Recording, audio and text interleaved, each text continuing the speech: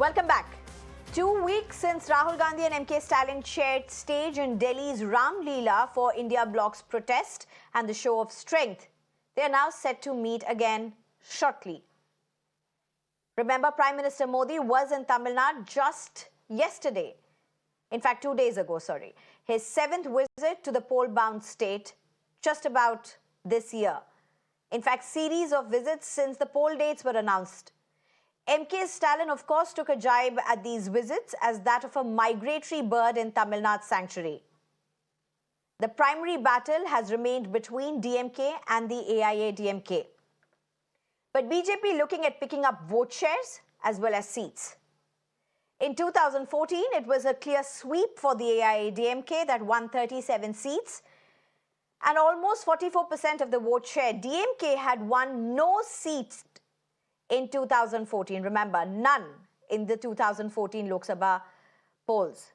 And just about 23.57, BJP and PMK, in fact, had picked up one seat each. And if you look at Congress, and since Rahul Gandhi and MK Stalin are going to be sharing stage, and since Tamil Nadu has been one of the states where the conversations or where the talks or the alliance talks or the seat share talks between the DMK as well as the Congress have been one of the most amicable talks in any states across the alliance partners in India.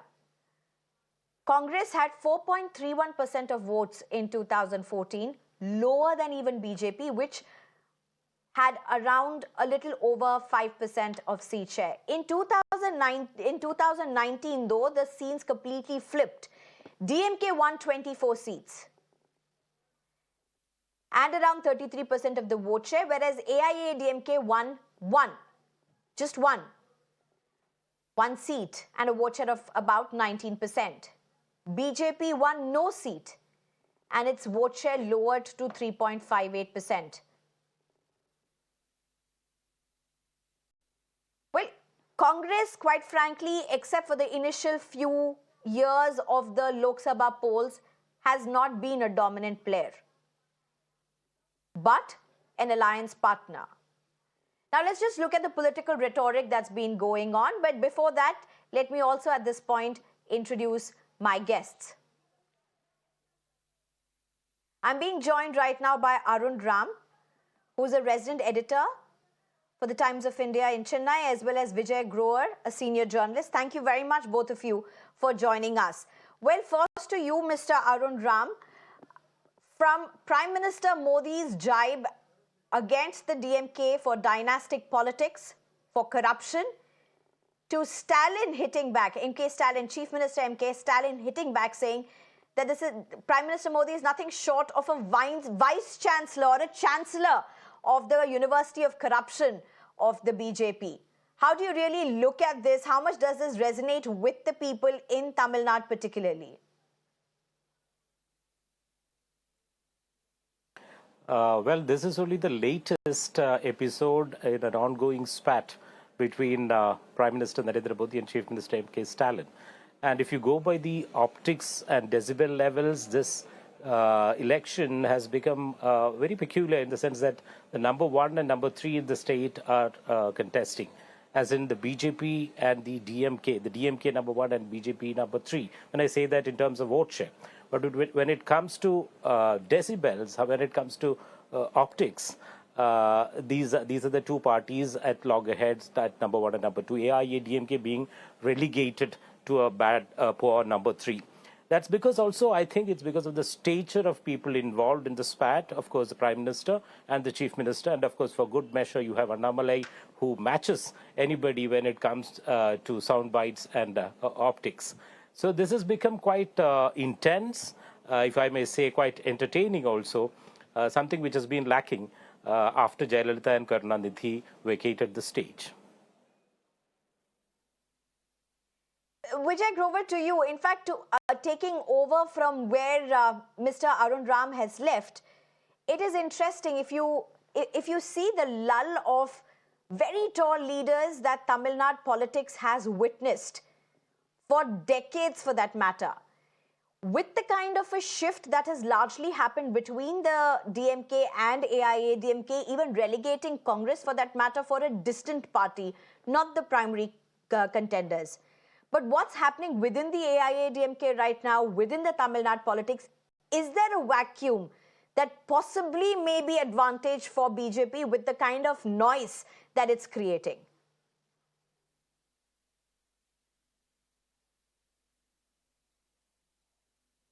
Mr. Vijay Grover, you'll have to unmute yourself, please.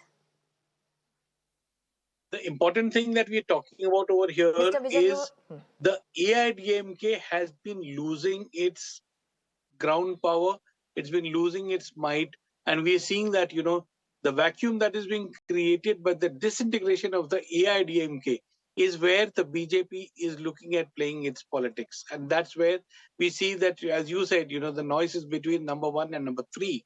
The fact is that the number three is actually looking at upstaging number two, the AIDMK, in whichever way it can. Unfortunately for the BJP, the split that it was looking forward to would get more senior leaders to come over to the BJP did not happen. But the fact is that, there is a chunk of AIDMK voters and supporters who would opt in some constituencies to vote for the BJP, and that's what we're seeing happening in Coimbatore as well. Now, the fact that AIDMK before P. Natarajan had this constituency, we are looking at again the counter community shifting its allegiance from AIADMK and the CPM to the BJP is what is the banking that is going on at the moment. But clearly, the noise that Coimbatore is making is being heard not just in Tamil Nadu, but in neighboring states as well, as everybody is looking at as to what will Annamalai do, the kind of, the high decibel campaign that he's built up, and the opposition is trying to match it. That clearly promises that the 21 lakh voters of Coimbatore certainly have a tight match ahead. Right. Arun, help us to understand the optics today. As you would have MK Stalin as well as Rahul Gandhi stand together. Now, last time when they stood together was in Ramleela in Delhi. The optics were very different. The messaging was very different.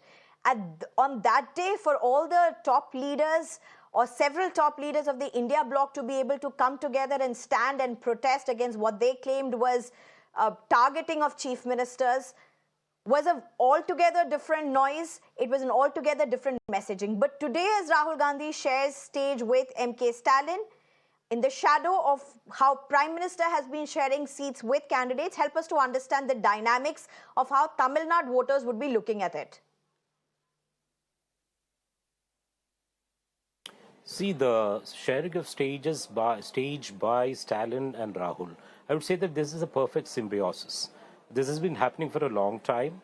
And if you know that, even before the 2021 elections, Stalin was the first leader of any stature to proclaim Rahul Gandhi as a prime ministerial candidate, even I think 2019 for that matter.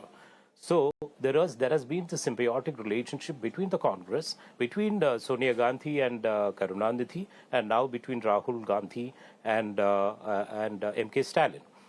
In a way, because this helps Stalin also to develop his stature as a national leader, a leader who tries to come together, to bring together a united opposition against the BJP. Because that's also his USP in Tamil Nadu. I'm not saying that Stalin has national ambitions of becoming the prime minister of the country, but then developing that stature, something that goes well with his agenda of getting into the big shoes of his father, who had been seen as a statesman, as a person who brought together Absolutely. the big unity of the opposition. So that helps Stalin.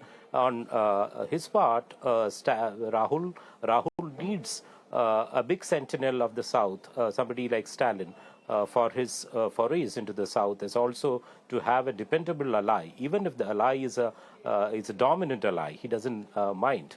So I think this works perfectly. It's a great symbiotic relationship. You may call it a relationship of convenience. It's also a relationship of political expediency, but it's also mutually beneficial for both the leaders. Right. Vijay Grover, so as Mr. Arun Ram was saying, nothing short of possibly, if I may word it that way, if you would agree, I don't know, I'll leave it to you. What you would have the optics play out on the stage today, would it also be a lifeline for the Congress? That apart, if you're also looking at BJP and the vote share, it's not even reached a double-digit vote share when you talk about the Lok Sabha elections in the state. Can't even say that it's been on an increase for the Lok Sabha elections, as it were. But as the tall claims emerge that they may see an uptick in the vote share, or that they may see an increase, they have been saying it's going to be a haul. There are pre-poll surveys that suggest there's going to be a haul. Even if it's 3 to 5 seats, it's going to be huge for BJP to be able to get that kind of numbers. But what's playing out in Tamil Nadu, the state that is going, a big state, a major state with 39 seats, that's going to complete its polling in the first phase itself. So what's really playing out there is the lifelines of two national parties and the story of two Indias as well. Well, Sneha, if you look at the way the BJP has worked on Tamil Nadu, I would say that, after the demise of Jayalalitha, they have understood that somewhere down the line, they need to get the space which AIADMK is vacating. And that is where they have tried to work their way out. And this is what we've seen. The way the Tamil Sangamam, the Kashi Tamil Sangamam, the event that was held in Varanasi, where thousands of Tamilians were taken to Kashi during the last 1 year by special events which are conducted. So the focus has been very clear that it wanted to make the breakthrough in Tamil Nadu, given the fact that after 98-99, it has not been able to win seats. And this is where we are trying to see that be it Nagarcoil, be it Coimbatore, be it Chennai South, these are the constituencies that they're strategically trying to work out and ensure that they get at least 3 to 5 seats in Tamil Nadu this time around in uh, the state. And this could be a big number given the fact that the downslide that it is going to face in some of the northern states. Any seat that comes from the south is going to be a bonus for the BJP, and we've seen them work that way around. As far as Rahul Gandhi is concerned, he knows that the major chunk of Congress performance has to be from the south, Right. and if the India Alliance or the Congress has to gain further than what it was in 2019, they need to put up a better performance in the southern states. And Tamil Nadu being no exception, we're seeing the way this event, or as Arun very nicely said, that it's a very symbiotic alliance.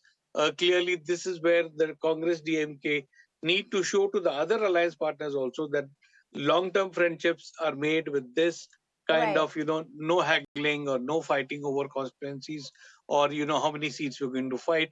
And that way the DMK and the Congress have been steady allies for quite some time, and this messaging today will resonate not only in Tamil Nadu, as I said, even in Karnataka and Kerala, where both the parties have some extent of percentage Absolutely. presence. Right.